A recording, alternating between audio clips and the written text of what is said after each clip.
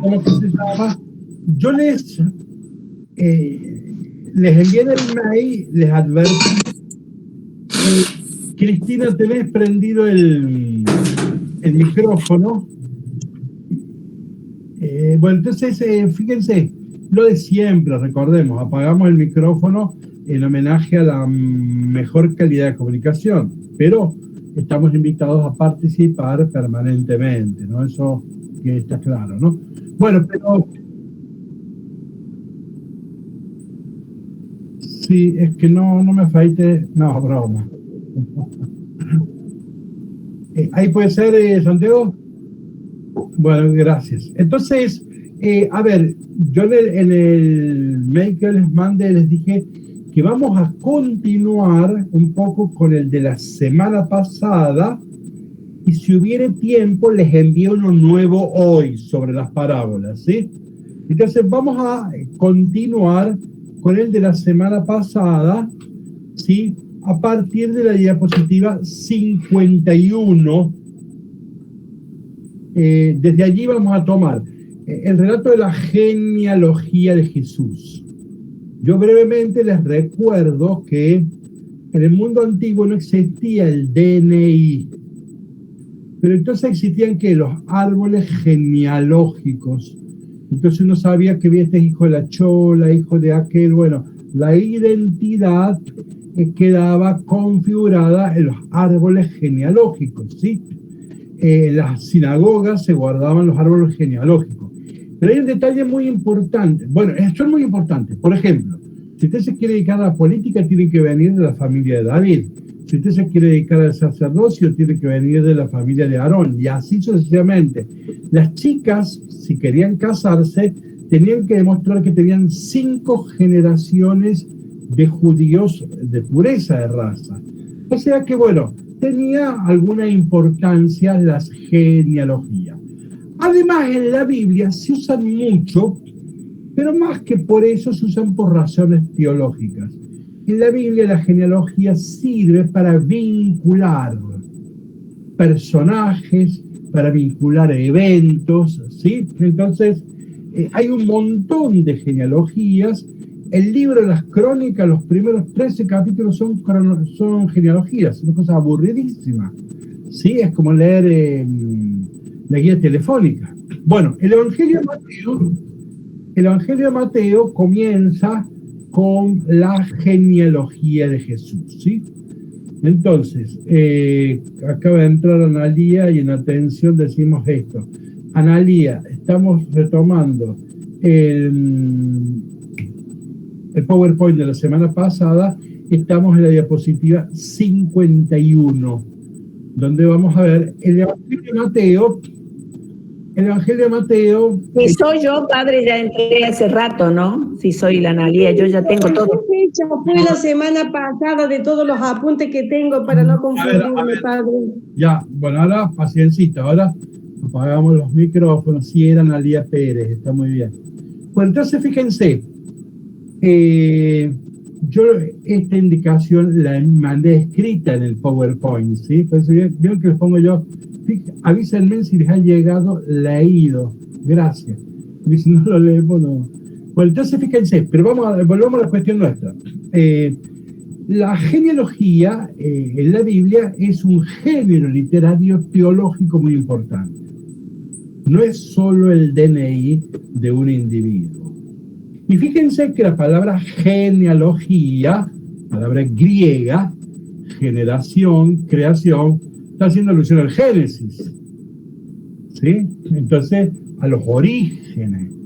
Bueno, esta es el Génesis de Jesús, la genealogía de Jesús, el DNI de Jesús.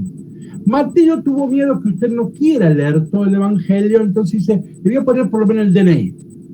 De modo tal que por lo menos si usted solo lee estos versículos, le quede aunque sea lo básico, ¿no?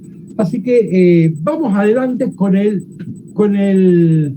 la genealogía. Y miren cómo arranca. ¿Cómo se diría en hebreo el arranque de esto? Santiago o Elba.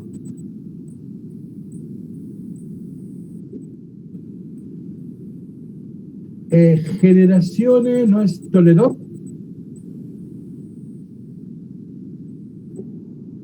Ajá, bueno, entonces, bueno, pero este es entonces el libro de la genealogía, en hebreo es Toledo. El primer relato de la creación termina con esa expresión, y eso después se puede traducir por genealogías, etcétera, ¿no? Entonces, este es el libro de la genealogía de Jesús Cristo. Nosotros sabemos que el nombre de Jesús es Jesús. Cristo es un nombre judío, ¿no es así? Pero no, a Jesús nadie lo llamó Cristo. Después, los cristianos, Pablo van a decir, para nosotros el Mesías es Jesús. Ahí estamos, ¿no? Entonces ya arranca con una profesión de fe. Jesús es el Mesías, hijo de David, hijo de Abraham. Acá hay una sorpresita, fíjense, David es judío, sí, Montesión, ¿sí? Abraham es judío, no, era de Irak, no es así, era iraquí. Claro, no tiene nada que ver con, no es judío, después se va a circuncidar. Entonces fíjense acá la tesis de Mateo, va a presentar a Jesús para los judíos y para los paganos. Entonces esto es muy, muy interesante, ¿no? Abraham engendró a Isaac, Isaac engendró a Jacob, Jacob engendró a Judá y a sus hermanos. Ahora vamos a saltar a la diapositiva 57. ¿La tienen ahí? Fíjense, me interesa el verbo. Fíjense, en la genealogía judía solo hay varones. Las mujeres no se registran en la genealogía. La mujer vale por tener un hijo varón, o tener un hermano varón, o tener un papá varón, o un esposo varón. Pero entonces las mujeres no figuran en la genealogía, eso no es ninguna, ¿sí? Y el verbo engendrar, acá entonces miren, y el verbo engendrar es un verbo masculino en el mundo antiguo, recién en 1600 empieza a usarse de modo neutro. Hoy la palabra engendrar está muy vinculada a la mujer, ¿sí? Muy vinculada. Pero el mundo antiguo no es una palabra neutra, sino que es una palabra masculina. ¿Por qué? Porque ya Aristóteles y todos repetían que como nacen los niños, el varón deposita una semilla en un vasito de la mujer y así nacen los niños. No había mucho más que eso. Entonces, por eso es que el verbo engendrar, que es el que más sale en esta genealogía, ven que es masculino. Entonces, fíjense, Salomón engendró a Roboán, Roboán engendró a Abía engendró a Asaf, Asaf engendró a Josafat, y así. Hay un estereotipo aburridazo, ¿está claro? Bien, entonces, volvamos ahora nosotros a donde estábamos, que estábamos en la diapositiva 52. Libro de la generación de Jesucristo, hijo de David, hijo de Abraham. Acá hay una sorpresa ya. Abraham engendró a Isaac. El primer hijo de Abraham es Isaac. ¿Quién es? Es Ismael. Ismael, ¿no? Entonces fíjense que acá es importante, porque la genealogía, el orden de los hijos es importantísimo. Y acá, todo el mundo sabe que fue Ismael, acá pone el segundo, ¿no? Abraham engendró a Isaac.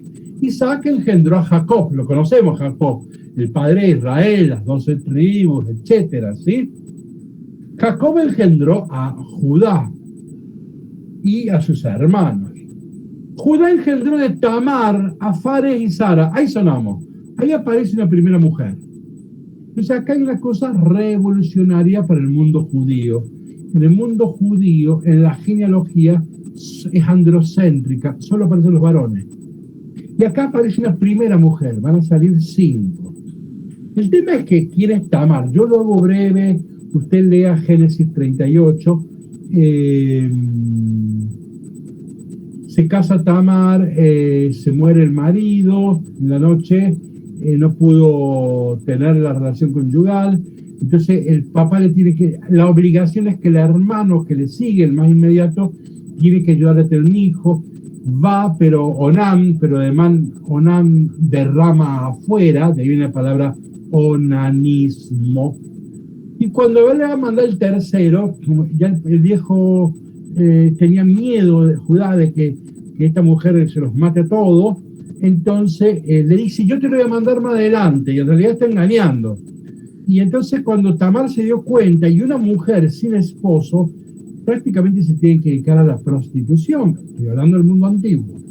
Entonces Tamar se viste como para la guerra, ¿no? ¿Cómo se llama eso? Ramera, ¿conocen ramera? Al lado de un camino se ponían ramas y entonces todo el mundo sabía que ahí había una ramera, ¿no? Entonces Judá pasa por allí, se la levanta, hicieron la cochinada, pero no tenía efectivo, cash. Entonces le dice, mañana te mando dinero. No. Le dice Tamar, dame tu bufanda, dame tu anillo y dame tu bastón, y mañana cuando vos mandé los corderitos, yo te devuelvo esto. Perfecto.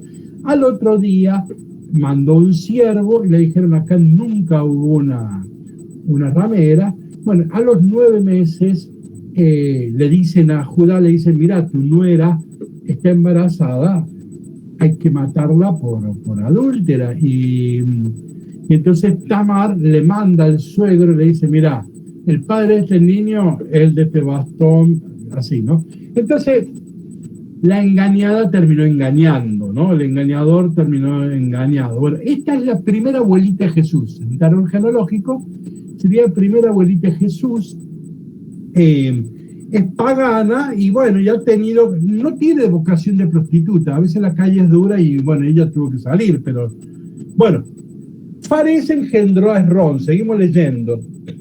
Esrón engendró a Aram, Aram engendró a Aminadab, Aminadab engendró a Nazón, Nazón engendró a Salmón, Salmón engendró de Rahab a Booz. Acá tenemos segunda abuelita. Para esto hay que leer el libro de Josué, capítulo 2. Esta sí es prostituta de vocación. Ella regenteaba un prostíbulo, ¿sí? Rahab.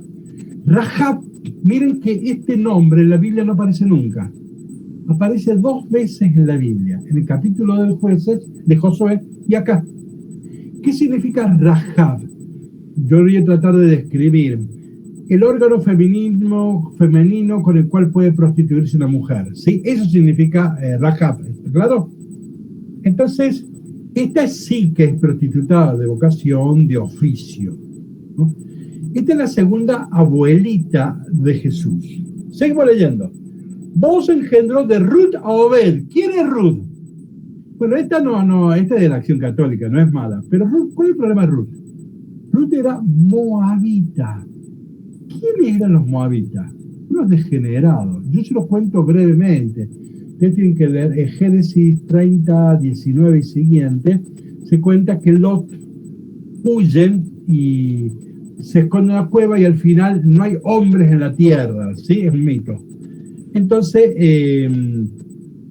tiene 2 hijas. Entonces la mayor un día le dice a la menor, mira, no hay gente en el mundo, no va a haber descendencia, así que tenemos que emborrachar al papá y tener descendencia con el papá. Y bueno, lo emborrachan y la mayor se acuesta.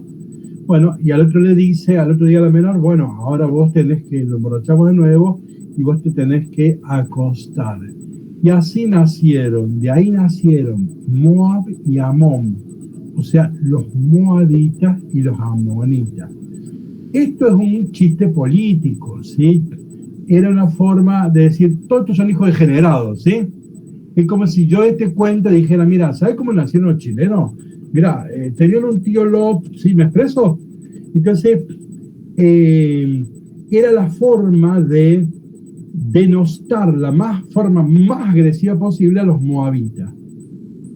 De hecho, ¿por qué? Porque el pueblo de Dios odiaba a los moabitas. No me puedo detener a contarlos, ¿no? Por cuáles son las razones. Pero entonces, Ruth no es como Rahab, pero es algo peor, es una moabita, ¿sí? Una extranjera gravísima. Y sigue el texto, Obed engendró a Jesé, Jesé engendró al rey David, David engendró de la que fue mujer de Uría a Salomón. Y esta no le pone el nombre, pues ya es muy grave. Pero ¿cómo? David engendró de la mujer de otro, ahí hay un problema, ¿no? Entonces, y así fue, es Betsabé, nosotros lo sabemos, en la Biblia te lo cuenta. Un día David levantó tarde, tenía abierta la ventana, la vio desnuda a Betsabé, bueno, la hizo llamar, hicieron todo, y con el tiempo queda embarazada Betsabé. Entonces el marido se iba a enterar, el marido era un general del ejército, entonces David le organiza una batalla al marido para que se vaya a la batalla, y a los otros generales le dicen, en el peor circunstancia déjenlo solo, así lo matan. Y así muere el general Urías. Juan Manuel. Sí. Perdón, Edgardo habla. Por todo lo que estás diciendo vos, está perfecto lo que estás explicando vos. No tanto, ¿no? No, me refiero perfecto en el sentido de que es el Antiguo Testamento. Sí. Bueno, yo te comento esto. Charlando con mucha gente, muchos amigos, muchos, yo los incentivo de alguna manera, modestia aparte, a leer la Biblia. Muy bien. Entonces me dicen, bueno, pero si yo leo la Biblia, me dicen, yo tengo que empezar por el Antiguo Testamento, porque un libro se empieza por el principio. Entonces me dice, el Antiguo Testamento, me dice, yo muchas veces lo quise leer y es un perfecto desastre y degeneramiento, me dice. ¿Por qué? Porque justamente por lo que me está diciendo vos en este momento. Perfecto. Perdón. ¿Qué hay que hacer? Perdóname. Nosotros lo estamos estudiando perfectamente bien. Sí. Pero la gente en general... que no estudia, se pierde todo esto. Sí, pero... Si vos lo estudiás, repetís. Sí, pero lo tiene como un perfecto degeneramiento. Por ahí sí, ahora si vos lo estudias, estamos hablando de textos sagrados antiguos, si vos lees Homero, Virgilio, no los puedes leer. Entonces, el que no estudia, se pierde la cuestión. Entonces, lo que hay que decirles es esto. Primero, la Biblia no se empieza por el Antiguo Testamento, se empieza por el Nuevo Testamento, y más precisamente por Marcos. Segundo, hay libros del Antiguo Testamento, como el Nuevo Testamento, que para nosotros, lectores del siglo XXI, occidentales, necesitamos de ayuda. Entonces, necesitamos auxilio. Esto es algo, este no es un libro argentino, no es un libro del siglo XX, es del siglo VIII antes de Cristo. Entonces, esas cosas para acceder se estudia. No es así que yo agarro y leo. Entonces, el problema es que entonces los amigos hay que decirle, mirá, date un curso de Biblia para tener un ABC y ahí vas a entender. ¿Estamos por ahí? No hay otra salida. Es que no estudia, o sea, hay libros que uno no accede si no estudia, ¿no es así? Obvio. Perfecto, o sea que no hace falta que le demos más vuelta. Vamos a esto entonces. David, Betsabé, de ahí viene Salomón. Bueno, esta es la cuarta abuelita de Jesús. Esta era demasiado conocida, por eso a Mateo le dio vergüenza, no le puso ni el nombre, ¿está claro? Bueno, ahí tenemos las cuatro abuelitas de Jesús. Tenemos un problema, ¿no? Fíjense, ¿cuál es el escándalo? Que en las genealogías no había mujeres. Ahora, Mateo pudo haber elegido otras que, qué sé yo, no me sale, Judith, pudo haber elegido mejores heroínas de la Biblia, no es que todas son así. Entonces, ¿por qué, la pregunta es esta, ¿por qué Mateo eligió a estas mujeres?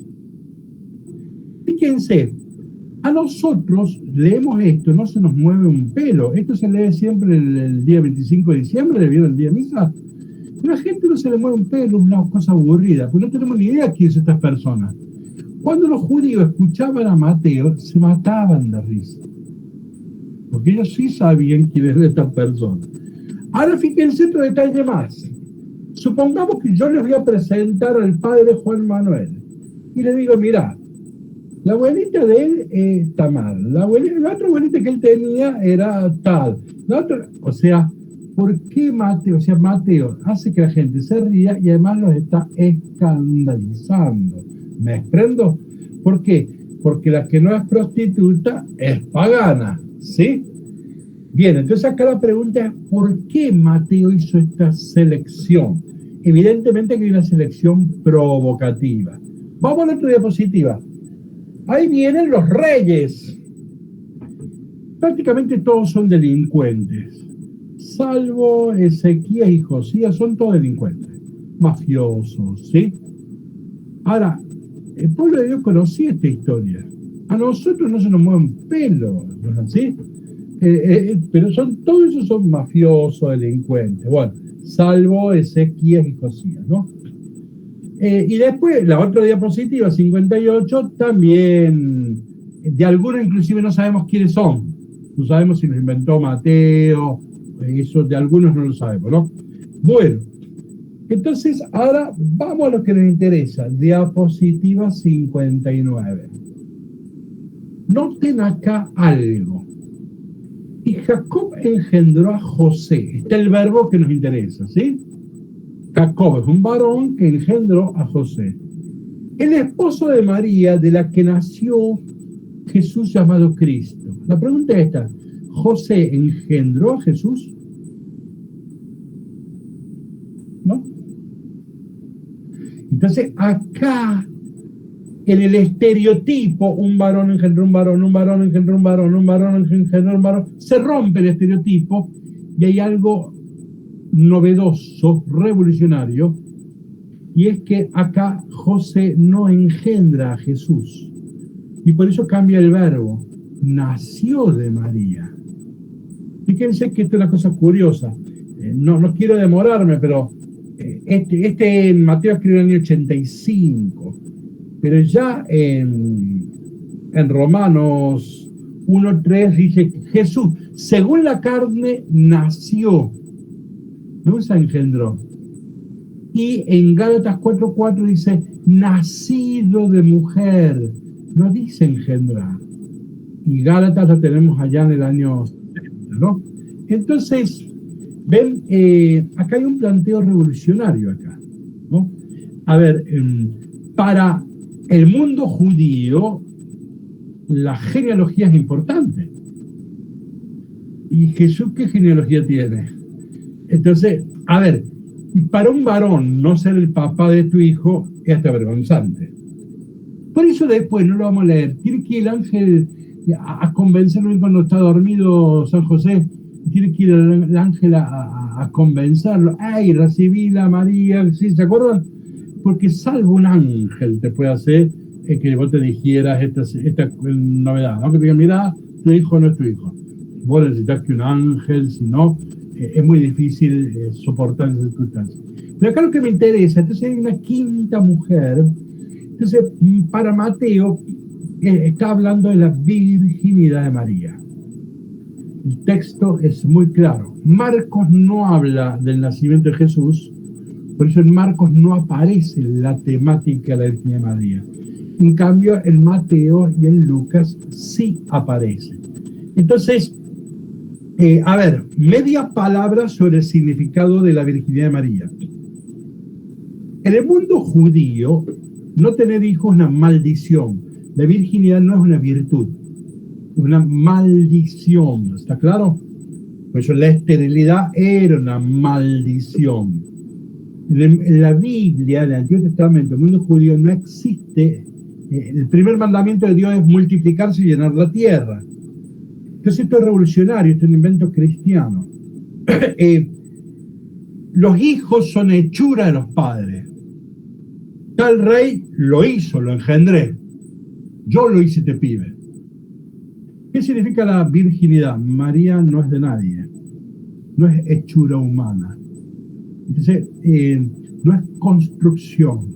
No es que yo te hice mujer, perdón por lo poco serio de la expresión. No. Acá hay una mujer, a esta no le hizo mujer José, ¿no? Entonces, no hay machismo acá. Este es un texto, es el texto feminista más importante que van a encontrar en la historia de la cultura, ¿no? Entonces, ¿qué es la virginidad? Significa esto: la salvación no es hechura humana, es don y gracia.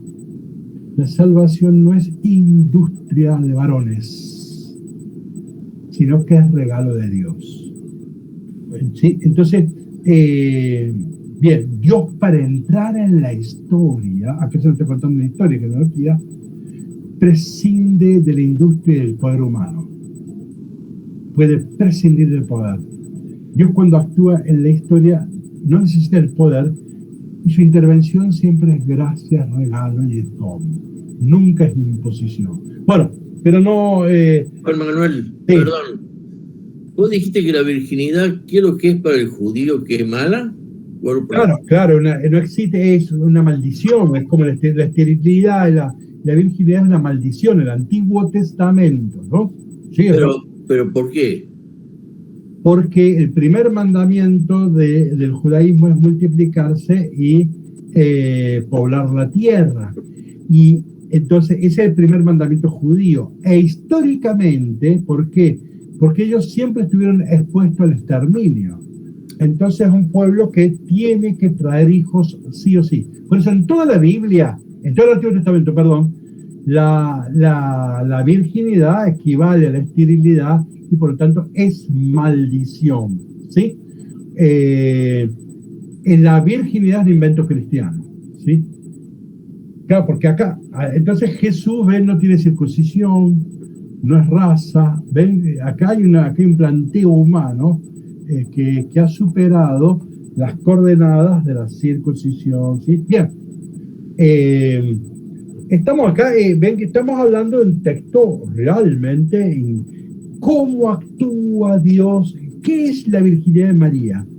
Es el gran sacramento teológico en donde revela cómo actúa Dios en la historia, cómo actúa prescindiendo de las dinámicas del poder. La encarnación es un acto de pobreza, no de poder. Bueno, dejamos ahí. Miren ahora interesante, diapositiva 60. Así que el total de las generaciones son, desde Abraham hasta David, 14 generaciones. A ver, Abraham es 1850, David año 1000. ¿Hubo 14 generaciones? No da, ¿no? No da. Desde David hasta la deportación de Babilonia, David es año 1000, la deportación de Babilonia es siglo VI. ¿Dan los años? No da. Y 14 generaciones de la deportación de Babilonia, o sea, siglo exacto, el siglo I, tampoco da. Mateo no sabía sumar, no sabía multiplicar. No, lo que pasa es que acá tenemos lo que se llama la gematría. En la Biblia hay 3 tipos de números. Los números cuantitativos que nosotros manejamos, una mesa tiene 4 patas, punto. No hay ningún simbolismo. Pero también en la Biblia existen los números simbólicos. Por ejemplo, el 7 es perfección, ¿sí? Perfecto. Pero hay otros números que llamamos gemátricos, por gematría, no geometría. No, gematría. ¿Qué es la gematría? Es el valor numérico de las letras. La letra 1 vale 1, la B vale 2 y así sucesivamente. ¿Me expreso? Eso es la gematría. ¿Vieron cómo eran los números romanos? ¿Vieron que eran letras? Si yo pongo la B corta y un palito, nosotros decimos que es un 6. ¿Sí? Si yo pongo la pi, usted me dice 3,14. Entonces, en los judíos, en los romanos y en los griegos son famosos por la gematría. Y ahora me rectifico. Todo el mundo antiguo usaba gematría. ¿Por qué se usaba gematría? Porque nosotros somos más picantes. El judío, a ver, el romano, vamos a poner el romano que no es más fácil para nosotros. Si yo pongo una B corta y una I, y yo te pregunto, ¿qué lees ahí? Vos me puedes decir un 6 o vi, el verbo ver. ¿Ven que es confuso? En cambio, nosotros decimos, no, si yo pongo una B corta y un palito, yo digo, ahí está el verbo ver. Para el 6 pongo otro dibujito, ¿está claro? Y no me confundo, yo sé que ahí dice 6 y no que dice vi. ¿Me expreso hasta acá? Bueno, ¿por qué los judíos no usaban números para los números y letras para las letras? ¿Se entiende la pregunta? Como hacemos nosotros. Nosotros usamos letra para letra, número para número. ¿Por qué los judíos no usaban, y los griegos y los romanos? Por algo muy sencillo. ¿Cómo se llaman los números que usamos nosotros? ¿Cuál es el gentilicio de nuestros números? Arábigo, lo inventaron los árabes. ¿Cuándo? Miren, 600 años después de Cristo. 600. Entonces, ¿vieron cuando en la Biblia sale 666? No existía ese dibujito que nosotros usamos como 666. ¿Por qué? Pues los números arábigos nacen en el 600 después de Cristo. Marco Polo encontró el 0 en la India en el año 800, más o menos. Y en Europa estos números se empiezan a usar en 1200. O sea que en la Biblia nunca aparece 666. Entonces volvamos al concepto de gematría. ¿Qué es 14? Si uno, una lástima que no lo puse al ejemplo, me lo olvidé. Entonces, David, usted ponga la palabra David. O sea, no, perdón, sí. Pero bórrele las vocales, porque no tienen vocales. Entonces usted tiene una D, la B corta y la D. ¿Me siguen? A ver, Santiago, decime cuáles son las primeras letras, si te acordás. Aleph. Dale. Dalet, punto. Ven, ahí está la D. La D, Dalet, es la cuarta. Entonces, debajo de las dos D, pon un 4 en cada una. Seguí, Dalet.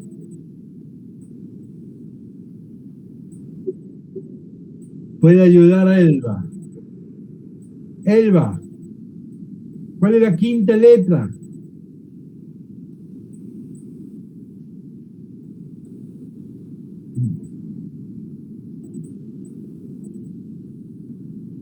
No lo vimos, libérese el cosa. Libere el micrófono. Ahí está. ¿Cuál es la quinta letra? ¿Cuál es la quinta? Al, Bet, Dale, Gime, Hey. Bien. La Hey es H muda. ¿Cómo? La Vav es 6. Vav, o sea, lo que nosotros decimos B corta. Entonces, usted a las 2D póngale 4 abajo. A la B corta, póngale 6, le da 14. Este es uno de los números más famosos de toda la Biblia, porque este es el número de David. ¿Sí?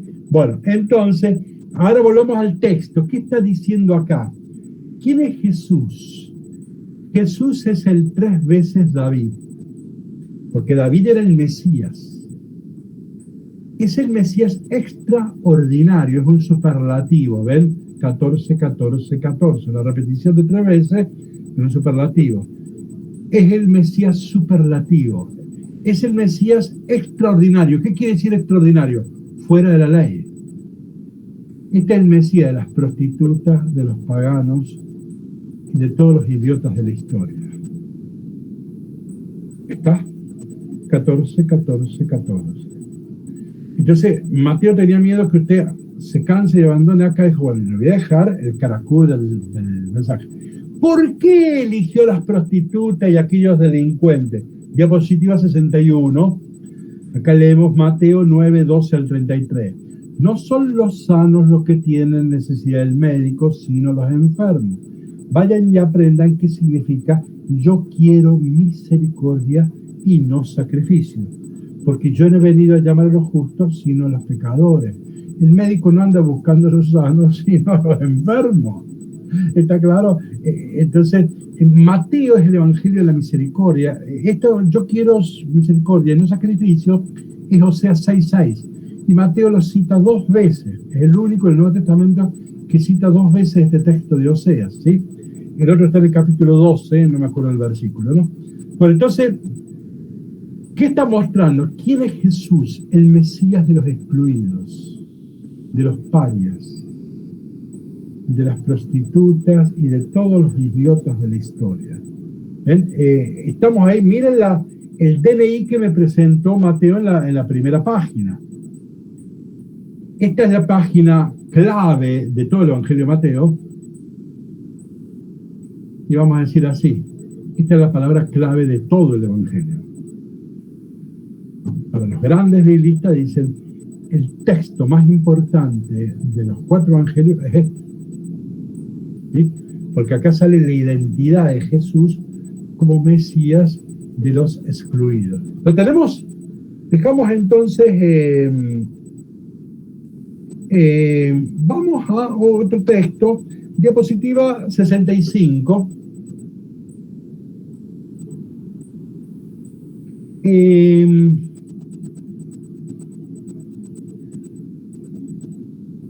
Nosotros sabemos que no eran ni 3, ni reyes, ni magos. Quien no me crea, abra Mateo capítulo 2, versículo 1, y dice que llegaron de Oriente unos magos, pero no dice que eran 3. San Agustín decía que eran 77, pero bueno, eso es San Agustín. Eran 3, o sea, nunca el Evangelio dice que sean 3. Entonces, eso es que la representación, no le digan nada al párroco, sobre todo cuando van a hacer cuando hagan el pesebre, vieron, no le cuenten estas cosas, porque si las parroquias vieron que siempre son 3, ¿no? Y uno negro, ¿no? Bueno, y hasta sabemos los nombres, Melchor, Gaspar, y nada, eso lo inventó. Lindo, no hace daño a nadie, ¿no? Bueno, entonces, pero no eran 3, no eran reyes, no, ningún lado sabe que sean reyes, eran magos, que magos en la Biblia, acá, no en el sentido actual, no es como Copperfield que hace trucos, no, eran algo así como astrólogos, sabios, ¿sí? Que leían las estrellas, eran esos, ¿no? Bueno, llegan los 3 reyes magos, yo se la cuento yo, ¿y qué pasa? Miren diapositiva 66. Virgilio, Josefo, Tácito, Plinio, Cicerón, todos amigos nuestros, Suetonio, ustedes les van oyendo, ya les van sonando todo esto, ¿sí? Decían que los grandes, o sea, reyes, etcétera, siempre nacían con estrellas, ¿sí? Entonces siempre había fenómenos cósmicos, ¿sí? Bueno, entonces, digo, este era un dato folclórico común en el Imperio Romano. Entonces, no es raro que acá aparezca un relato de que cuando Jesús nace, viene una estrella. ¿De dónde viene esto? Vamos a la diapositiva 67. En este caso no leo el texto de Mateo, no lo leí porque ya lo hemos ido a 1000 pesebres toda la vida, así que lo sabemos de memoria esto, ¿no? Que fueron esto y preguntaron dónde nació el rey, y Herodes se enojó, ¿sí? Y mandó a averiguar a los sumos sacerdotes dónde era, y después manda a matar a los niños. No lo leí porque eso lo sabemos de memoria, ¿sí? Por lo menos Adán. Entonces, miren qué cuenta Suetonio, ¿sí? Cuando Suetonio que escribió la vida de los 12 Césares, cuando habla de Nerón dice así: Nerón estaba nervioso porque aparecería un cometa que señalaría el día que lo asesinarían. Supersticioso Nerón asesinó a varios adversarios cuando apareció el cometa. Bueno, esto de las que las estrellas aparezcan podían ser augurios o desgracias, ¿está? Pero se lo tomaba con mucha seriedad. Bien, vamos a diapositiva 68. Miren, abajo les estoy citando el libro de los Números. Ustedes, para apreciar mejor esto, podrían leer del libro de los Números, del capítulo 22 al 24. Capítulo 22 al 24. Yo les voy a contar en 2 palabras. ¿Se acuerdan del rey de los moabitas que eran? ¿Por qué odiábamos a los moabitas nosotros? Que no lo conté. Porque cuando vamos a entrar a tierra prometida, antes de entrar a Jericó, está Moab. Entonces los moabitas no nos dejaron pasar, nos pusieron obstáculos, no nos ayudaron. ¿Está claro? Yo lo tengo que decir en 2 palabras. Entonces el pueblo de Dios, que es imbatible en el desierto, va venciendo a muchos pueblos. Cuando va llegando a Moab, ¿qué hizo el rey de Moab? Fue a buscar a un mago. Ahí estamos los magos, ¿ven? a un mago para que maldiga a Israel. ¿Sí? Entonces lo va a buscar a Balaam. A ver si estoy bien yo. Sí. Y que le paga a Balaam y le dice, mira, yo quiero que vos destruyas al pueblo de Israel, que es imbatible. Su Dios guerrea con ellos, ya ves. Entonces Balaam le han pagado y empieza a lanzar, diríamos, maldiciones contra el pueblo. Pero, lo digo a mi manera, pero cuando él manda maldiciones, en el aire Dios las convierte en bendiciones. O sea que Balaam lanza una maldición, pero al pueblo de Dios le llega bendición. Y entonces se enoja el rey porque le había pagado todo para que haga esto y no lo puede hacer. Entonces, la cuarta maldición que se convierte en bendición, yo transcribí lo que más nos importa en la diapositiva 68. Extraje lo que nos interesa a nosotros, ¿no? Es largo el texto. Y dice así: oráculo del que oye las palabras de Dios y conoce el pensamiento del Altísimo. Esto es Balaam, ¿no? El que recibe visiones del Todopoderoso en éxtasis, pero con los ojos abiertos. Lo veo, pero no ahora. Lo contemplo, pero no de cerca. Una estrella se alza en Jacob. Un cetro surge de Israel, el Mesías, el hijo de David, ¿ven? Golpea las sienes de Moab. Entonces en el Antiguo Testamento había un texto que el judaísmo lo interpretó proféticamente. De hecho, 100 años después de Jesús, hay una revuelta judía y el líder de esa revuelta se hacía llamar Estrella, porque estaba inspirado en este texto. Porque los judíos habían entendido que acá se estaba profetizando el reinado de Judá. ¿Estamos en esto? Bien. Entonces, vamos entonces a la diapositiva 70.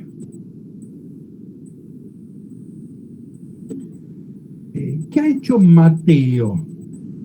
Esto se llama, ha hecho Midrash. Midrash. D-R-C-H. Midrash. ¿Qué es un Midrash?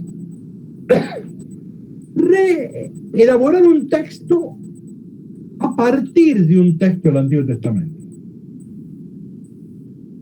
Entonces, esto es un Midrash, es una construcción de Mateo. Una construcción literaria de Mateo, pero que está basada en el libro de Deuteronomio, capítulo 22 al 24. No es que lo sacó de la nada, no es que se tomó unos vinos y escribió, no.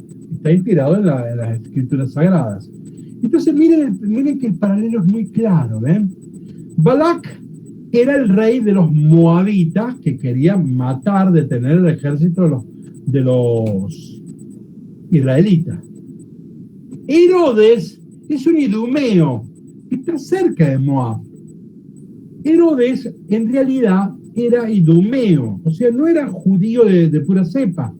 Él, cuando llega al poder, mandó a quemar la sinagoga de los idumeos para que no salte que él no era medio pagano, era judío medio pagano. Por lo tanto, no podía él ser rey. Entonces, bueno, pero entonces Moab y Idumeo estamos hablando casi de lo mismo. Balaam es el mago. En el texto de Mateo aparecen los magos. Balac profetiza que va a venir una estrella. En Mateo la estrella nos señala a Jesús. Ven claramente el Midrash que ha hecho Mateo, ¿sí?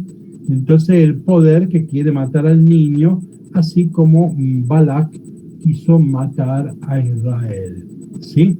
Hasta acá lo estamos entendiendo. Doy un salto más, miren diapositiva 71. Acá hay un esquema de Mateo 1:2. Empieza hablando de la genealogía de Jesús y me dice que hijo de David, hijo de Abraham. Después de la genealogía, voy a la izquierda, me narra la escena de José cuando el ángel lo tiene que convencer a José a que acepte el niño, ¿sí? Y José es judío. Entonces José va a ser el padre putativo de Jesús para que se cumplan las profecías, ¿sí? Ahora, entonces, capítulo 1, Jesús, hijo de David, hijo de Abraham. Capítulo 2, viene la historia de José, Jesús un judío. Capítulo 2, vienen los Reyes Magos. Entonces abierto a los paganos, ¿ven?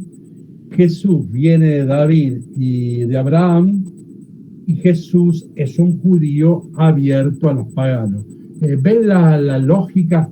Miren con lo que importan acá los paganos, ¿no? ¿Y nos entendimos ahí? Doy un pasito más, miren para interpretar. Diapositiva 72. No. 71. Fíjense cómo presente, miren cómo está haciendo Mateo. En la genealogía nos presenta un Jesús judío, inserto en la tradición judía. Una genealogía. Con Herodes nos muestra un Jesús rechazado por los paganos, Herodes. No, un judío que rechaza a Jesús. Y viene el relato de los magos, un Jesús abierto a los paganos. Entonces un Jesús inserto en los judíos, pero rechazado por Israel y abierto a los paganos, ¿no? Entonces, nos entendimos más o menos en este texto. Cierro con una idea nomás. Miren la diapositiva 70. Cuando nosotros éramos niños, cantábamos la frase que está arriba: Extra ecclesia nulla salus. ¿Se entiende la expresión? ¿Extra qué quiere decir? ¿Adentro o afuera? Afuera. Claro, eclesia nulla, no hay, ¿no? Se conoce el nihilismo en castellano. Salus, salvación.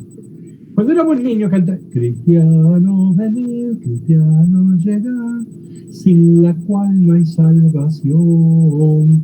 Entonces, cuando éramos niños, nosotros cantábamos, digamos, antes del Concilio Vaticano II, en la iglesia subrayaba que fuera de la iglesia no hay salvación.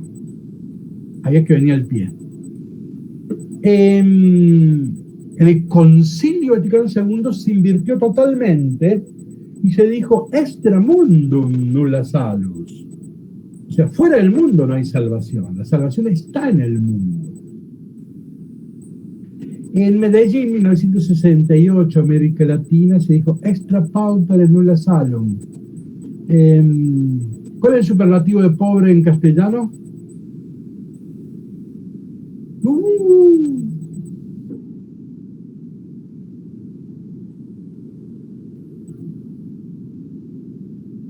Bueno, yo los últimos diccionarios, los últimos diarios los conozco, pero el superlativo de pobre cuando yo era chico, ¿cuál era? Paupérrimo, ¿no? Claro, no. No sé, esto se ha cambiado ahora. Yo sé que ha cambiado mucho las normas gramáticas, pero cuando yo era estudiante era paupérrimo, ¿no? Perdón, Juan Manuel. Sí. Vos decís cuando era chico vos, pero yo te pregunto una cosa. Yo pregunto, ¿cómo va a cambiar paupérrimo a otra palabra? Tiene que seguir siendo esa. No, pero los diccionarios habilitan palabras. Es otra cosa, sí. Hoy se puede decir aiga. Hoy se puede decir aiga.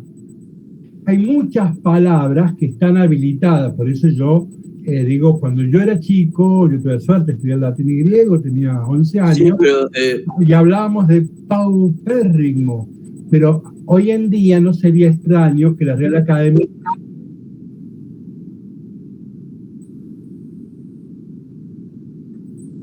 Perfecto, ves que él se expresó muy bien, o sea que, bien, la Real Academia va habilitando otros modismos, pero bueno, pero yo era para que entendamos esta frase: extra pauperem nulla salus. Eso es Medellín, América Latina, 1968. Fuera los pobres no hay salvación. Bueno, pero entonces el relato de los magos se plantea esa cuestión, ¿no? Entonces, bien, dejamos nosotros y vamos a otra cuestión. Fíjense diapositiva 75. Bueno, sigue Mateo contando que Herodes se enojó porque los magos se fueron por otro lado y salió a matar niños, ¿se acuerdan? El Día de los Santos Inocentes, ¿no? Bueno, entonces,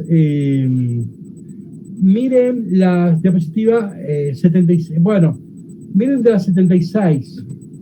Hoy sabemos que en realidad, si es que Herodes mató a alguien, mataron 7 niños, no, una cosa chiquita, ¿no?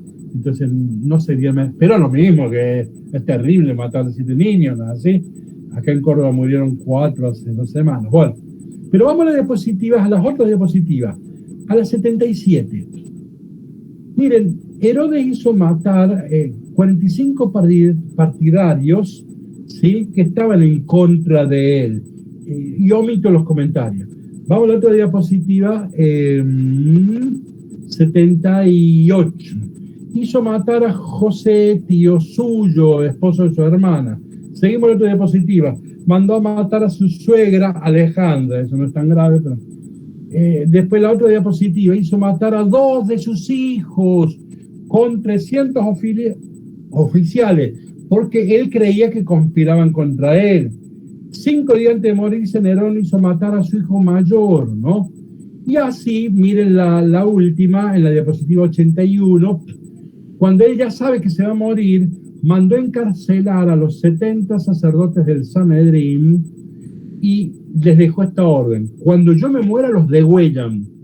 Así, en Israel, alguien llora el día de mi muerte, porque él sabía que iba a ser fiesta. Bueno, o sea que, a ver, que Herodes fue cruel, no cabe duda, ¿sí? Esto lo cuenta Flavio Josefo, lo cuenta Filón, o sea que es un dato objetivo, era un tipo cruel. Vamos a la otra diapositiva, creo que 83. ¿Cuál es la sorpresa? Flavio Josefo no habla del asesinato de los niños.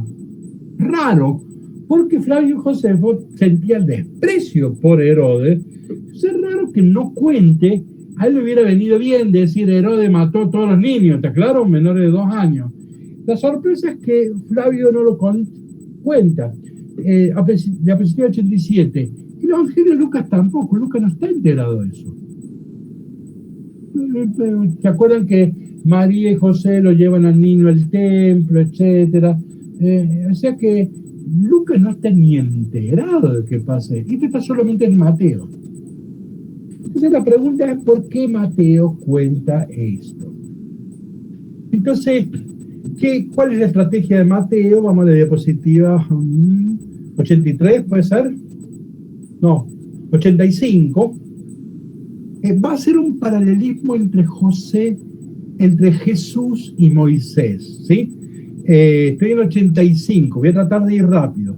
Al nacer Moisés, el faraón da la orden de matar a todos los niños nacidos en Egipto. Al nacer Jesús, Herodes da la orden de matar a todos los niños en Belén. Sigo, la orden del rey egipcio se debió a la desobediencia de las parteras. ¿Se acuerdan que las parteras? ¿Sí? La orden del rey judío se debió a la desobediencia de los magos. Sigo, Moisés salva su vida, Jesús salva su vida. Sigo, Moisés se salva en Egipto, Jesús se salva en Egipto. Sigo, muere el rey Egipto, muere el rey judío. Moisés recibe la orden de volver a Egipto porque ha muerto los que intentaban matarlo. José recibe la orden de volver de Egipto porque han muerto los que intentaban matar al niño. Moisés toma a su mujer y a sus hijos y vuelve a Egipto. José toma al niño y a su madre y vuelve a Israel. Moisés tiene que huir 2 veces para salvarse de los gobernantes de Egipto. Jesús tiene que huir 2 veces para salvarse de los gobernantes de Israel. ¿Por qué tan parecido? Fotocopia, ¿no es así? Y bueno, ya lo hemos dicho, vamos a la diapositiva 94. La tesis de Mateo es presentar Jesús como un renovado Moisés, ¿no? Ya pusimos ejemplos. En el capítulo 1 y 2, 5 sueños, 5 cumplimientos, 5 mujeres, 5 veces se dice que es el Mesías, 5 veces se menciona Belén. Entonces, Mateo quiere presentar a Jesús como un nuevo Moisés. Y entonces establece muchos paralelos, no solo acá. Cuando aparezcan las bienaventuranzas en el Evangelio de Mateo, lo pone a Jesús en un monte. Por eso nosotros llamamos sermón de la montaña. No es que Jesús estuvo en el monte, lo que pasa es que el paralelo es Moisés, que las tablas de la ley las recibe en el monte Sinaí. Entonces, bueno, interesante lo de Mateo. Tenemos tiempo, entonces cerremos este PowerPoint, por favor, y abramos el otro, el que les envié hoy, temprano, a la siesta, creo, ¿no? Disculpen, ¿puedo decir algo rapidito? ¿Algo rapidito? Sí, a ver, sí. Sí, era con respecto a esto, para que anoten algo que le puede servir. Es para leer el Antiguo Testamento, es una guía muy buena que es para el que no entiende nada. ¿Cuál es? Y se llama así, quería buscar el libro, ¿cómo se llamaba? Para decirle, tiene Charpentier. Sí. Ella explica muy bien para el que no puede entender, hace una primera lectura, segunda lectura, el mapa, está muy linda, así que si los puedo ayudar en eso, de hacerles recordar, para que lo tengan en cuenta, de anoto ahí, si quieren en el mensajito, el autor, que está muy bueno. Miren, los libros que yo le presenté acá al comienzo del otro apunte, ¿sí? Sí. Presenté 2 de Marcos y 2 de Mateo. Bueno, yo les dije que hice una colección que se llama Cuadernos Bíblicos, de Verbo Divino. Bien. Bueno, el número 1 es el que está mencionando ella. El Cuaderno bien. Bíblico número 1. Hoy en día son 190 los cuadernos bíblicos, pero ustedes van a encontrar digitalizados más o menos los primeros 70 libritos, ¿sí? Entonces, yo les dije, bájenlo, ustedes si les interesa leerlo, es un material de primer nivel y muy didáctico, muy sencillo, profundo, pero sencillo. ¿Cómo se llama ese libro que tiene ella? A ver, es el número 1 del cuadro. El número 2. El número 2 del. No, ¿cuál es? A ver, ¿cuál es? Léeme el título. ¿Qué se llama? No, perdón. Para leer el Antiguo Testamento de Tiene Charpentier. No. Es de la editorial Verbo Divino. ¿Es el número 1? ¿Cuál es? Sí. Bueno, bien, vamos. Bueno, pero a ver, eso también está digitalizado. A ver, Etienne Charpentier escribió para leer el Antiguo Testamento un tomo, después para leer el Nuevo Testamento otro. El Nuevo Testamento. Ambos 2 están digitalizados. Ahí está la... Si usted esta noche tiene insomnio, lo lee.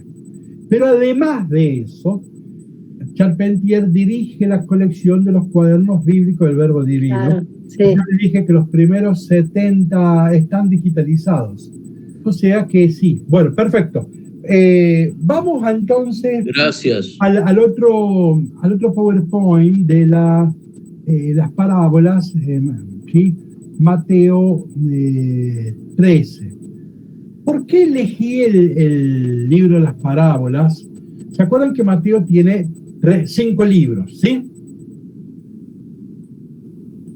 Alguien me va a decir así, me entusiasmo. Tiene 5 libros. Bueno, miren mi dedito. De 5, el tercero es el centro. Entonces, si Mateo tiene 5 libros y el de las parábolas es el tercero, entonces el capítulo 13, el de las parábolas, es un capítulo muy importante. No digo que es más importante, pero es muy. ¿Qué rol cumple en el Evangelio? Es lo que se llama el criterio hermenéutico. ¿Cómo leer Mateo? Bueno, entonces Mateo le encuentra 7 parábolas. ¿Ven? El detalle, son 7 parábolas, no son 4, no son 10.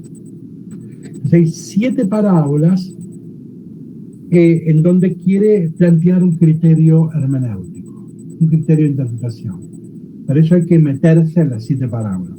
Bueno, por eso elegí este capítulo. Tenemos la diapositiva 2, una especie de esquema, ya que lo metí, no es importante, pero miren, comienza con la introducción dirigida a la gente, termina conclusión dirigida a los discípulos. Vuelvo arriba. Primera parábola, la parábola del sembrador. Pero después le preguntan por qué habla en parábola y ahí él le explica, razón de las parábolas. Y después le piden que explique la parábola del sembrador. Después vienen 3 parábolas cortas, la cizaña, la mostaza y la levadura. Segunda parte, parábolas a los discípulos. Primero le preguntan por qué habla en parábolas, la razón de las parábolas. Segundo, explica la parábola de la cizaña. Y después vienen 3 parábolas menores, chicas, ¿no? Tesoro, perla y red. Nosotros nos vamos a concentrar solo en las 7 parábolas. O sea, en la parábola del sembrador, no en el comentario que hace Jesús. No estamos de acuerdo con el comentario que hace Jesús. No, es un chiste para provocarlos en la inteligencia, nada más.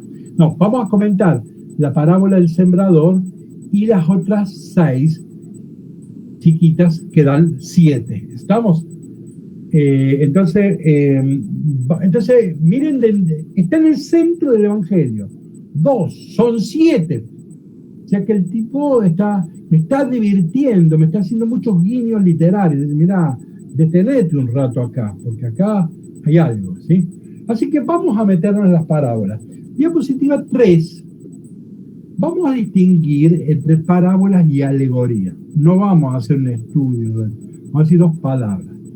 Las parábolas en la Biblia en general vienen del mundo semita. No es una afirmación absoluta. En general, las parábolas en la Biblia están vinculadas al mundo semita. Y en general subrayan el don, el regalo. Las alegorías vienen en general, no, esto es así, viene de la cultura griega, Platón, ¿sí? Viene de la cultura griega, ¿sí? Y en los evangelios, cuando se usan alegorías, es para subrayar la tarea. Entonces, fíjense, Mateo, nosotros vamos a analizar la parábola del sembrador, la parábola, el acento está en el don. En cambio, después Mateo va a contar la explicación que Jesús hizo a los discípulos. Ahí ya no usa una parábola, hizo una alegoría. Y el comentario de Jesús pone el acento en la tarea. Lo mismo, Jesús va a contar la parábola de la cizaña. Pero después viene el comentario a la parábola de cizaña, y ahí Mateo pone una alegoría. Entonces, en la parábola de Jesús el acento está en el don, cuando Mateo escribe su comentario, el acento está en la tarea. Más no nos vamos a detener, esto merecería una cosa, pero no es ahora, ¿sí? Bueno, entonces, vamos a ver 7 parábolas, ¿sí? Vamos a arrancar con la parábola del sembrador. Primero un contexto. Bueno, a ver. Probablemente Jesús enseñó Jesús probablemente usó 4 parábolas nomás, no más. En todos los evangelios hay como 30, 40, 50. Jesús ha contado 4. Pero Jesús de Nazaret, el hijo de María, el que asesinan allá por el año 30-33. Pero, ¿cómo que se llama? Él ha escrito 4, ahora él ha inspirado, y los cristianos se han inspirado en 4 parábolas de Jesús y multiplicaron las parábolas. Ustedes tienen la del hijo pródigo, la del samaritano, ¿vieron? Relatos hermosísimos que no los inventó Jesús, pero sí las comunidades cristianas después de la Pascua, inspirado en que Jesús contó 4 parábolas, empezaron a multiplicar parábolas. Pero bueno, eso no nos interesa, no suma ni resta. Vamos a la cuestión nuestra. ¿En qué contexto se habrían contado estas parábolas? ¿Ve? Ahora tiene la diapositiva 5. hay una primera idea que es muy buena. No, abajo. Sí, la primera idea. Miren, ¿cuál es la imagen, el símbolo que resume a Juan el Bautista? La siega. Cuando termina la cosecha, ¿sí? La siega. Él trae el hacha, ¿sí? Para levantar todo el trigo y quemarlo. Miren, es un símbolo que no tiene futuro. La siega es un símbolo en el cual todo termina. Para Juan no hay futuro. En cambio, Jesús cambia la imagen por la siembra. Y la siembra supone futuro, supone esperanza. Y esta va a ser la gran característica de las parábolas que los evangelistas van a poner en boca de Jesús. Pero además hay otro contexto, miren abajo. Los historiadores dicen que cuando Jesús arrancó, probablemente tuvo un gran eco social. Muchos por ahí se dice que las multitudes lo seguían. A esto se llama la primavera de Galilea. O sea, parece que la cosa en Galilea arrancó bien. Pero al poco tiempo, la gente lo empieza a abandonar. Entonces, lo que era la primavera, empezó la decepción. Jesús fracasa en Galilea, por eso se va a Jerusalén. Entonces, que Jesús está fracasando, y entonces, acá invento yo ahora, los apóstoles le preguntan, maestro, ¿qué pasa? Tenemos que hacer una reunión de evaluación. Y Jesús, bueno, vamos a hacer una reunión de evaluación. Y para hacer una reunión de evaluación, cuente una parábola. Y ahora vamos a la parábola del sembrador. El sembrador salió a sembrar. Al esparcir las semillas, miren los colores que yo puse, ¿no? Al esparcir las semillas, algunas cayeron al borde del camino y los pájaros las comieron. Otras cayeron en terreno pedregoso donde no había mucha tierra, brotaron enseguida porque la tierra era poco profunda. Pero cuando salió el sol y se quemaron y por falta de raíz se secaron.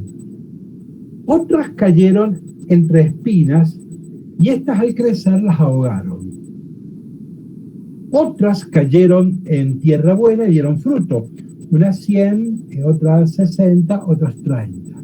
Bien, hay 4 terrenos.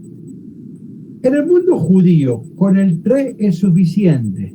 Por eso nosotros, para interpretar, vamos a cortar el texto y a la 4ª la vamos a aislar, la vamos a ver al último. Entonces, primero nos vamos a entretener en las 3 primeras, A, B. En la número 7 no puse B'. Del versículo 7, que está en rojo, ahí ustedes deberían agregarle B'. Este es un quiasmo, ¿no? Una estructura concéntrica. A se corresponde con B'.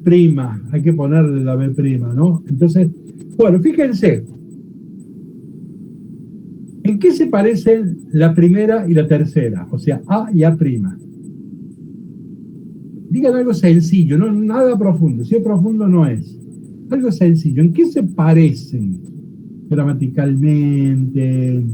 En que ninguna brotó. ¿Cómo? No llegaron a brotar ninguna de las dos. Y la otra tampoco. Pero brotó y después la ahogaron. Sí, pero... No. A ver, otra cosa. ¿En qué se parecen la primera A y A'? Que fue fugaz. ¿Cómo? Fue muy rápido. Que fue fugaz. Estoy muy difónica. Fue fugaz muy rápido. Y la otra también fue medio fugaz y rápida. Otra que fueron desperdiciadas las semillas. ¿Cómo, Analía? Desperdiciadas las semillas. No te escucho. ¿Cómo? No, esas todas. No, a ver. Que cayeron al borde en la A', cayeron al borde del camino y en las otras cayeron entre espinas. Bueno, a ver, fíjense. A y A' son cortitas. ¿no? Sí. Son cortas. Bien. Segunda otra. ¿En qué se parecen? ¿Por qué no crece la semilla? ¿Porque la tierra es mala? A y A prima, ¿eh? Porque fueron mal esparcidas. No, mujer, vamos, lea A prima. Y A y A prima. ¿El factor es externo a la tierra o es la tierra? La tierra, que no cayeron en tierra. A ver, de a uno. ¿Y a cuál se refiere? ¿A A o a A prima?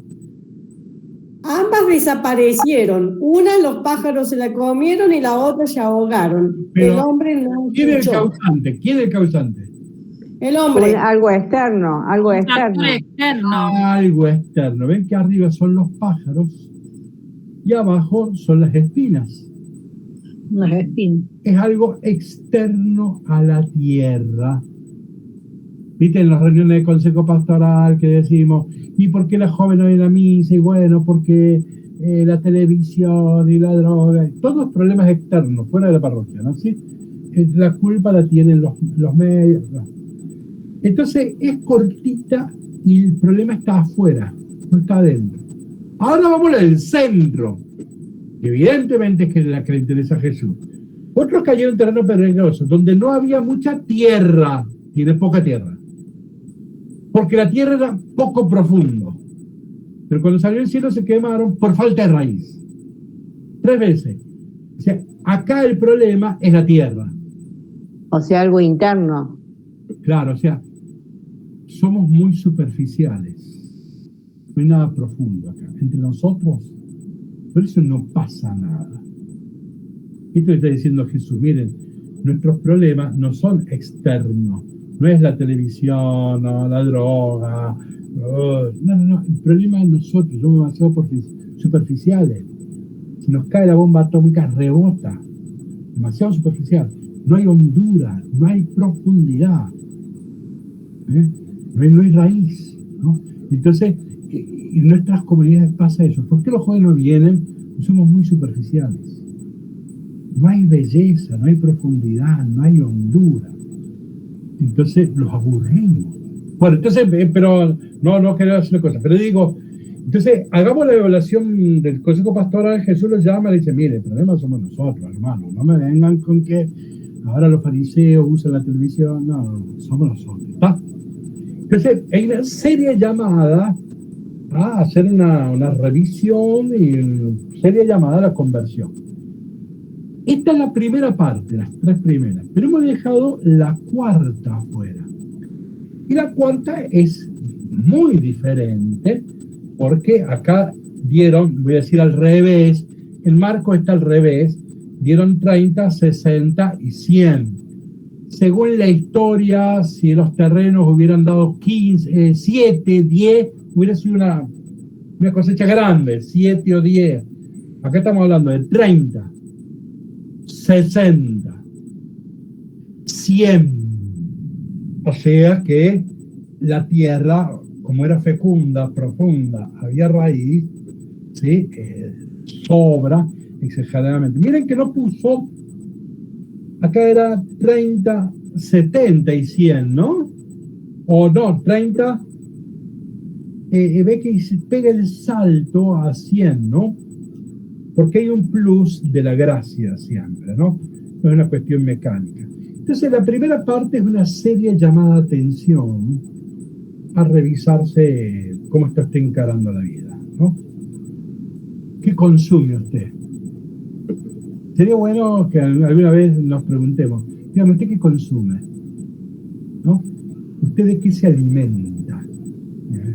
¿Qué se alimenta? ¿De qué vive usted? ¿No? Bueno, eso es lo que está haciendo acá Jesús. Ahora, después, típico de Jesús, es una parábola de esperanza, ¿sí? Entonces, la semilla era buena. El problema son ustedes. Entonces, miren, la semilla da 30, 60, 100. O sea, la semilla era muy buena. Lástima usted, lástima uno, ¿no? Bueno, entonces ahí tenemos una parábola muy, muy interesante de Jesús, ¿no? Pero al comienzo insistía Fátima, que esparció mal la semilla. Y la esparció mal. Miren, en Palestina en aquella época se sembraba así. Nosotros primero vamos a hacer el arado y después vamos a poner la semilla. Allá no, era así. Se salía esparcido. Pero además tiene una cosa muy interesante. No hay una preselección de los terrenos. No es que a los buenos les voy a dar semillas y a los malos no. ¿Está claro? Es para todos los terrenos, ¿no? Bueno, miren este cuadro, me gusta mucho, es un latinoamericano, en donde ven que está representando, ¿no? Allá Jesús está en la barca contando la parábola, ahí están los 12 discípulos, acá está el sembrador, las manos, ¿no? Ahí están las espigas, ahí están las piedras, ahí está la paloma, y allá están los frutos, el trigo, que son 7 si los cuentan, ¿no? Bueno, realmente un lindo cuadro, que se podría usar para la catequesis, ¿no? Miren esto, ay, qué lástima, bueno, tienen diapositiva, lleguen a la diapositiva 7, el sembrador de semillas, ¿no? Es una lástima que no puse, hay una versión en donde es de día y hay una señora barriendo. Y claro, no puede ver la imagen, está mirando la imagen y no la entiende. Solo de noche se puede ver que era un sembrador. Búsquenla en internet, busquen esta, y van a ver que hay una en donde hay una señora de día barriendo, entonces no entiende, ¿no? Mírenme, la luz del día nos encierra en lo inmediato. La noche hace miradas profundas, ¿no? Entonces esta estatua se valora cuando se mira desde cosas profundas, etc. Bueno, no hagamos discurso de esto. Vamos a la otra diapositiva, diapositiva 14. Ahí tenemos una semilla de mostaza, ¿no? Lo ven al dedo ahí, sí, una semilla de mostaza. Y esta es una parábola que obviamente no inventaron las comunidades cristianas, miren diapositiva 15, sino que esta la inventó Ezequiel en el siglo VI antes de Cristo, ¿sí? Entonces, lo leo, ¿no? Dice, así dice el Señor Yahvé, también yo tomaré de la copa del alto cedro, alto. Cedro es el árbol más importante de toda la Palestina, todo el mundo antiguo, sobre todo se da en el Líbano. Se hacían guerras para conseguir cedro. Por ejemplo, cuando el rey Salomón hace su casa, hizo un living, comedor hoy diríamos, un living, donde lo llenó con cedros, y ese living se llamaba Cedros del Líbano. Entonces él compró eso en el Líbano, adquirió una deuda externa, la pagó con, prestamos atención, 20 ciudades, o sea que era carísimo. Los asirios, los babilonios, todo lo que querían era cedro. Bueno, volvamos acá. O sea que es un árbol, digo, llamativo. Hoy los grupos guerrilleros allá se llaman cedro, ¿no? Bueno, también yo tomaré de la copa del alto cedro, de la punta de su rama, escogeré un ramo y lo plantaré yo mismo, en una montaña elevada y excelsa. Será Israel, Judá, el monte Sión, ¿no? En la alta montaña de Israel lo plantaré. Echaré ramaje y producirá fruto, y se hará un cedro magnífico. Debajo de él habitarán todas las clases de pájaros, toda clase de árboles morarán a la sombra de sus ramas. Es sencillo, el cedro es tan grande que con sus ramas protege a todos. Ahora miren cómo la cuenta Jesús. Mateo, diapositiva 16. El reino de los cielos es semejante a un grano de mostaza que tomó un hombre y la sembró en un campo. Un grano de mostaza, pero chica. Es ciertamente más pequeña que cualquier semilla, pero cuando crece es mayor que las hortalizas. ¿Qué es una hortaliza? Entre yuyo y árbol en el medio, ¿no es así? Entonces, una cosa y se hace árbol, hasta el punto de que las aves del cielo vienen y se anidan en sus ramas. La parábola es la misma, ¿no? Un árbol que crece y las ramas cubren a los pájaros. Pero claro, la diferencia es bien grande, ¿sí? Vamos a la diapositiva 19. En Ezequiel es el alto cedro, el Mateo la mostaza, es la más pequeña. En Ezequiel la montaña elevada, excelsa, el cedro es magnífico. Acá estamos hablando de hortalizas, ¿no? Miren diapositiva 17, Thomas Kuhn escribe un famoso libro que todos los estudiantes que entran a la facultad lo tienen que estudiar, Las revoluciones científicas, y en donde habla de los cambios de paradigmas. ¿Qué es un cambio de paradigma? En donde hay un cambio, pero total, ¿no? Juan Manuel, Cierro la idea. Entonces, Tomás Kuhn fue un gran científico. Sí, por eso lo estamos citando. Entonces él habla en su libro Las revoluciones científicas. Entonces él dice, hoy los centros académicos y científicos son conservadores, porque les cuesta cambiar de paradigmas, ¿no? Entonces,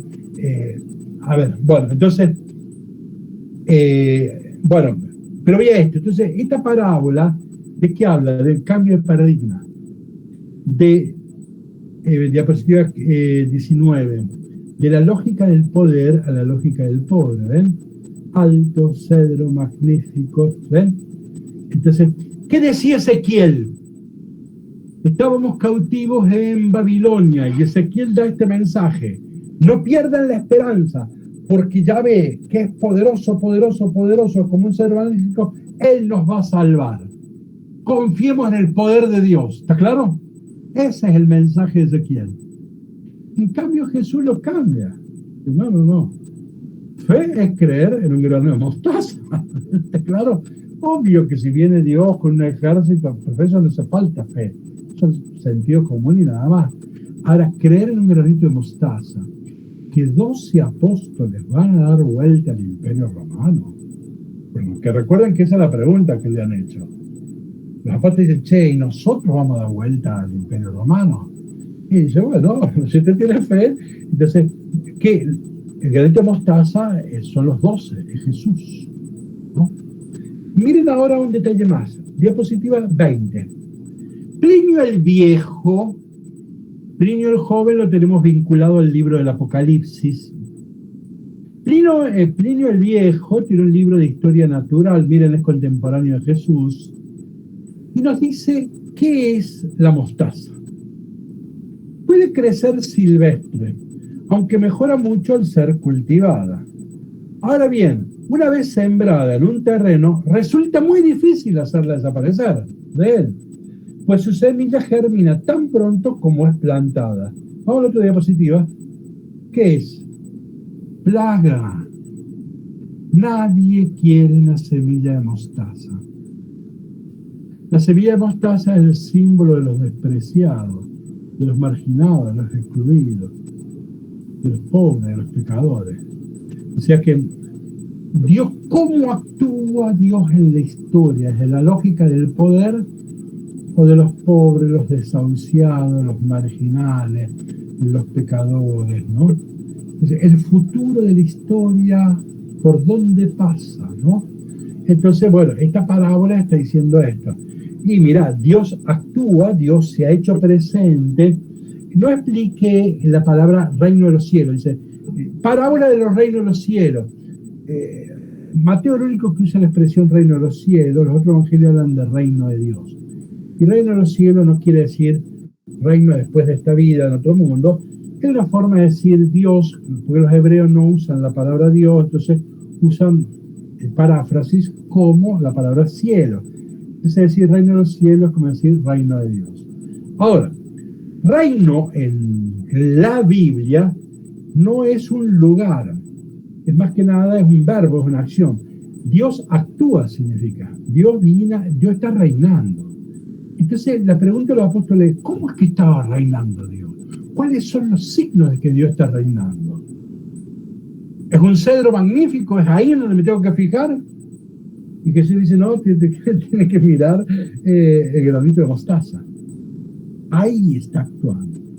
En los desahuciados, ¿sí? En los marginados, en los excluidos. Esos son los signos de Dios. Ese es el signo que Dios está actuando. ¿Sí? Bueno, a ver si avanzamos con otra parabolita. La de la ciega la dejo porque es complicado, yo no la entendí nunca. La de la cizaña, después ustedes la leen. Lindas, dos cortitas y nos vamos yendo. Fíjense, la de la levadura, diapositiva 27, Jesús les dice, miren, es como cuando una mujer usa la levadura para el pan, ¿no? Diapositiva 28, ahí ven un platito con levadura, ¿no? Diapositiva 29, digo bien, 29, sí. Ahí está la parábola, ¿no? Es cortita, miren. El reino de los cielos, o sea, Dios actúa, ¿se recuerdan? La pregunta es, ¿Dios está actuando o no actúa? ¿Cómo sé que Dios está actuando? El actuar de Dios es semejante a la levadura que tomó una mujer y la metió en 3 medidas de harina hasta que fermentó todo. Más o menos se entiende, ¿no? Ahora fíjense, en el capítulo 16, miramos la otra diapositiva. O sea, Jesús, ¿qué ha dicho? Ha puesto la levadura como un símbolo positivo, ¿está claro? El actuar de Dios se parece a la levadura, ¿sí? Ahora miren en la diapositiva que en la otra, Mateo 16:6, observen. Jesús les dijo, les advirtió, abran los ojos, guárdense la levadura de los fariseos y saduceos. Ven que acá la levadura es una metáfora, es una imagen negativa, ¿está claro? Cuídense de la levadura, ¿sí? De los fariseos y de los saduceos. O sea, ven que era un signo negativo. ¿Me estoy expresando? Vemos otra diapositiva, el 31. Primera de Corintios 5, 6, 7. Esta es la primera definición de lo que es un cristiano. La primera definición del cristianismo que hace Pablo es esta.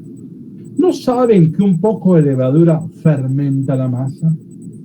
Purifíquense la levadura. ¿Ven que es algo negativo la levadura? Para hacer masa nueva, ustedes son pan sin levadura. ¿Qué es un cristiano? Pan sin levadura. Entonces, ¿qué queda claro con Mateo 16, 6 y con 1 Corintios 5, 6? Que la levadura era algo negativo. ¿Por qué? Porque hace fermentar. Entonces, era tan negativo que para celebrar la Pascua, un día entero le dedicaba a toda la familia a limpiar bien la casa, porque no podía haber una pizca de levadura. Y si hubiera una pizca de levadura, ese día, ese año no iba a poder celebrar la Pascua. Era un símbolo de impureza. Entonces, volvemos a la parábola. ¿Dónde actúa Dios? ¿Cómo actúa Dios? Y Dios es como la levadura. Los impuros son signos de la presencia de Dios en la historia. Bueno, la última nos vamos. Quedan 2 minutos. Vamos a la diapositiva 33. Bueno, los que les gusta, a ver, la 32 está buena. Miren la 32, no la comentamos. La miran, está buena. Recuerdan que es un átomo, no, bueno. Vamos a la 33. La última. Mire, esta es que interesante, ¿no? El actuar de Dios, el reino de los cielos, se parece a un tesoro escondido en un campo. Un hombre lo encuentra, lo vuelve a esconder y lleno de alegría, vende todo lo que posee y compra el campo. Está bueno. Y ahora cuenta la misma, pero con un detalle. Miren, el reino de los cielos se parece también a un negociante que se dedicaba a buscar perlas finas. Y al encontrar una de gran valor, fue a vender todo lo que tenía y la compró. Obviamente que las dos son igualitas. En lo sustancial hablan de lo mismo. ¿Cuál sería la gran diferencia?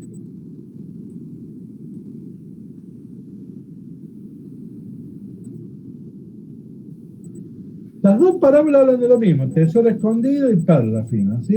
No hay... Una la encuentra y la otra la tiene que buscar. Bien. Entonces, en la primera, el reino es un don. Es algo que yo encontré, no es que lo busqué. En cambio, en la segunda, el reino es una tarea. El reino en realidad es don y tarea. La salvación es don y tarea. La salvación es un regalo gratuito de Dios, es un don, es algo que encontré. Iba yo caminando y ¡puf! Perdí el ómnibus y me encontré con... Eso es un encuentro, tiene algo de gracia, de no predeterminado, ¿no? Perdí el colectivo y me encontré y me hice con mi mejor amigo de la vida, ¿no? Entonces, eso es encuentro. La palabra encuentro, hay algo de extraordinario, de raro. En cambio, no, al buscar es un negociante, está buscando, ¿sí? Está detrás de la cuestión.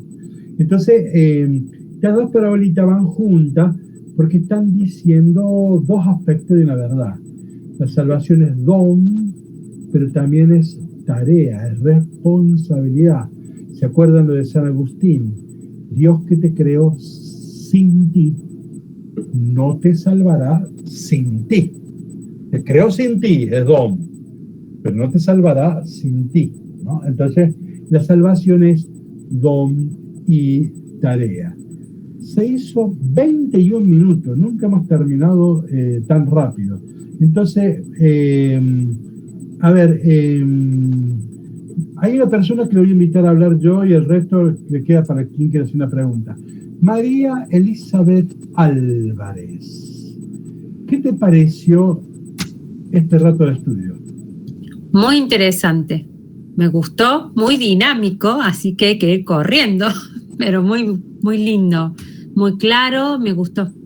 Bueno, perfecto, como es la primera vez que viene, por eso. Bueno, ahora sí, quien quiera hacer una pregunta, una observación, una apreciación,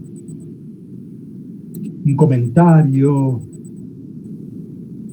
Perdón, Juan Manuel, como yo no me puedo quedar sin decir esta idea, porque si me quedo callado, a lo mejor reviento. Yo creo que, como veo que a Jesús lo rechazan todos en ese momento, sí. ¿Cierto? Yo voy a hacer una, porque quiere dar vuelta a todo, Jesús viene a dar vuelta a todo. Cambio de paradigmas. Exactamente, cambia el paradigma. Voy a hacer un paralelo totalmente burdo y absurdo. Es lo mismo que el pueblo argentino, en su historia, siempre aceptó un cierto capitalismo. Ni aceptó el socialismo, ni el comunismo, ni nada que se le parezca, porque es colonia norteamericana en este momento. Pero, y bueno, ese paralelo es que si es gobernado el pueblo argentino por alguien que ve que no gobierna bien, lo quieren hacer bolsa. Jesús lo terminaron haciendo bolsa, crucificándolo. Eso es lo que quiero decir. Está bien. Bueno, es una interpretación muy personal. Perfecto, pero bueno, cada uno, si después lo puede sostener. ¿Alguna otra observación, apreciación, sugerencia? Y perdón, y para mí Jesús se anticipó, esto entre comillas, 1000 años, porque recién después de ahora, después de la tercera guerra mundial que estamos viviendo, recién lo van a querer aceptar. Está bien. Bueno, ¿alguna otra, alguien que quiera decir algo, una observación, un aporte, una sugerencia? Bueno, padre, o sea, con la explicación suya de las parábolas, es como que me ha abierto la cabeza y como que Jesús siempre está, o sea, ha venido a salvar a los pobres, a los excluidos, a los... son las explicaciones de las parábolas, que a veces en la catequesis le damos otra interpretación, ¿no? Y, por ejemplo, me llama la atención esto de la levadura. A mí me parecía que la levadura significaba que el reino de Dios venía, o sea, poner la levadura en la masa significa que la masa después se expande. Es como que algo me daba la impresión a mí de que era que al estar Dios en un lugar, luego se expandía, ¿no es cierto? Si uno lo lleva hacia los demás, con el amor, con todo. Y bueno, y la explicación suya es totalmente distinta, que o sea que la levadura era considerada algo impuro, o sea que Dios actúa justamente en eso, ¿no? En los impuros, en los pobres, en los excluidos, en todo eso. Bien, aprovecho que usaste una palabra que a mí me gusta mucho, abre la cabeza. Cuando Jesús llega, ¿cuál es la primera palabra que dice en su predicación? ¿Cuál es la primera palabra que dice? Conviértanse, ¿no? Marcos 1:14. La palabra conversión en griego es metanoia. Noia es cabeza y meta es abrir. Nosotros cuando nos hablan de la conversión, creemos que nos están haciendo un discurso, no sé, no como carne, debo comer carne, debo convertirme, no voy a misa, tengo que ir a misa, lo cual está bien, pero conversión es abrir la cabeza. La metanoia es abrir la cabeza. Lo que diría Thomas Kuhn son los cambios de paradigmas.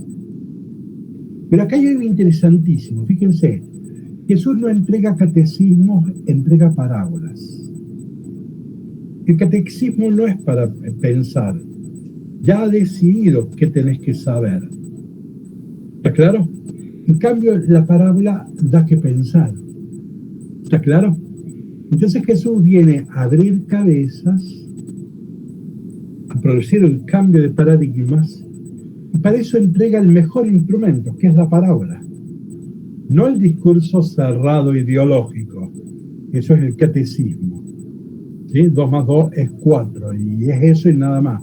Sino que entrega parábolas para que uno empiece a pensar, ¿no? Entonces es una cosa muy interesante. Bueno, como si Dios y la Virgen quieren, con algunos nos encontraremos el lunes a las 9 de la mañana con Apocalipsis, y otros el martes nos encontraremos con Pablo, y el resto la próxima semana, bueno, ya pasamos a Lucas, le vamos a dejar. Manuel, vienes a Lucas.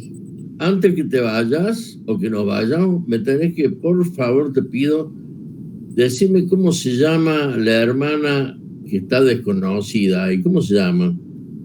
¿Pero está o no está? No, ya desapareció. ¿Eh? ¿La desaparecida? Sí, dice desconocido. Sí. Es una hermana, una monja. ¿Cómo se llama? Laura Rodríguez. Gracias. Bueno, nos vemos en la próxima. Que tengan un lindo fin de semana. Chao. Gracias. Gracias, chao.